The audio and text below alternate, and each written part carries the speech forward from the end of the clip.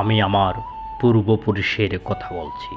তার করতলে পলিমাটির সৌরভ ছিল, তার পিঠে রক্ত জবার মতো ক্ষত ছিল। তিনি অতিক্রান্ত পাহাড়ের কথা বলতেন, অরণ্য এবং সাবদের কথা বলতেন, পতিত জমি আবাদের কথা বলতেন। তিনি কবি এবং কবিতার কথা বলতেন।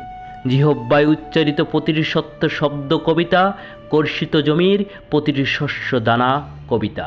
যে কবিতা শুনতে জানে না সে ঝড়ের আর্তনাদ শুনবে, যে কবিতা শুনতে জানে না সে দিগন্তের অধিকার থেকে বঞ্চিত হবে, যে কবিতা শুনতে জানে না সে আজন্ম কৃতদাস থেকে যাবে।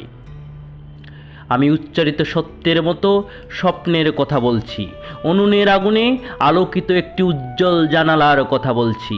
আমি আমার মায়ের কথা বলছি। তিনি বলতেন, প্রবহমান নদী যে সাঁতার জানে না তাকেও ভাসিয়ে রাখে। যে কবিতা শুনতে জানে না সে নদীতে ভাসতে পারে না, যে কবিতা শুনতে জানে না সে মাছের সঙ্গে খেলা করতে পারে না, যে কবিতা শুনতে জানে না সে মায়ের কোলে শুয়ে গল্প শুনতে পারে না।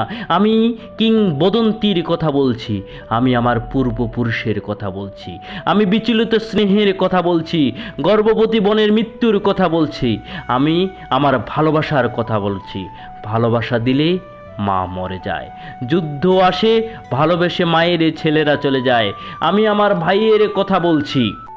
যে কবিতা শুনতে জানে না সে সন্তানের জন্য মরতে পারে না, যে কবিতা শুনতে জানে না সে ভালোবেসে যুদ্ধে যেতে পারে না, যে কবিতা শুনতে জানে না সে সূর্যকে হৃৎপিণ্ডে ধরে রাখতে পারে না। আমি কিংবদন্তির কথা বলছি, আমি আমার পূর্বপুরুষের কথা বলছি।